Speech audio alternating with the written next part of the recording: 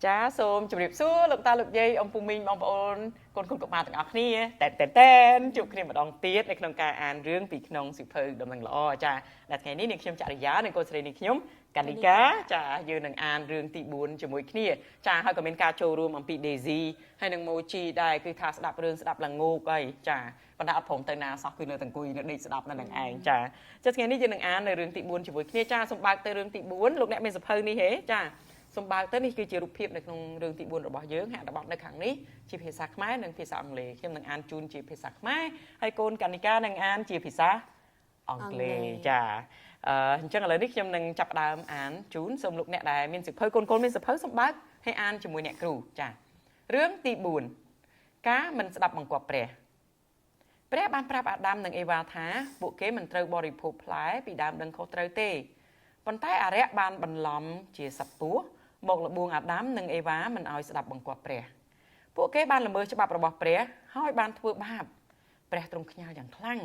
ហើយបានដាក់ទោសពួកគេត្រូវចាក់ចេញពីសួនច្បារនៅទីបំផុតពួកគេត្រូវស្លាប់យើងត្រូវស្ដាប់បង្គាប់ព្រះជានិច្ច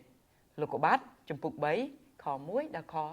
19ចាអញ្ចឹងនៅពេលនេះសូមបានផ្ទៀងនឹងអានជាមួយនឹងកូនកានិកាជាភាសាអង់គ្លេសនៅក្នុងរឿងទី4របស់យើងតាគុណStory 4 Disobedience toward God. God told Adam and Eve they were not to eat of the tree of good and evil, but the devil, like a snake, tempted Adam and Eve to disobey God. They broke God's law and sinned. God was very angry and punished them. They would have to leave the garden. Eventually, they would die. We must always obey God. Genesis chapter 3, verse 1 to 19. ចាអរគុណច្រើនកូនហើយកូនរៀនបានអីគេដែរពីរឿងថ្ងៃនេះការមិនស្ដាប់បង្គាប់ព្រះធ្វើឲ្យមនុស្សត្រូវស្លាប់ចាដោយសារតែមនុស្សមិនស្ដាប់បង្គាប់ព្រះបានជាត្រូវស្លាប់ចាហើយយើងឃើញថាការមិនស្ដាប់បង្គាប់មិនដែលទទួលបានលទ្ធផលល្អទេមែនទេកូនចាបើកូនអត់ស្ដាប់បង្គាប់ម៉ាក់ឬក៏អត់ស្ដាប់បង្គាប់លោកគ្រូអ្នកគ្រូមានអារម្មណ៍មិនដែរពេលណាអត់ស្ដាប់បង្គាប់មានអារម្មណ៍មិនដែរ I don't do that. You don't do that? Oh, thank you. Yeah, you're right. You always តែងតែស្ដាប់ម៉ាមី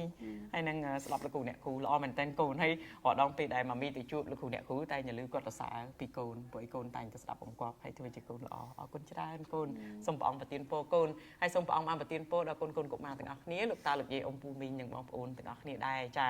ហើយបើសិនណាជាលោកអ្នកត្រូវការសិភៅនេះបន្ថែមទៀតដើម្បីយកទៅចែកដល់កូនកុមារឬក៏យកទៅចែកដល់ចាស់ទុំឬក៏អ្នកណាក៏ដោយដែលយើងចង់ចែកឲ្យចាគឺអាចតាក់ទងមក page គេដំណើររបស់នាងខ្ញុំបានគឺយើងនឹងចែកជូនដល់អត់គិតថ្លៃចាអញ្ចឹងនៅពេលនេះនាងខ្ញុំចរិយានិងកូនស្រីនាងខ្ញុំកានិកាសូមជម្រាបលាសូមព្រះអង្គប្រទានពរបាយបាយ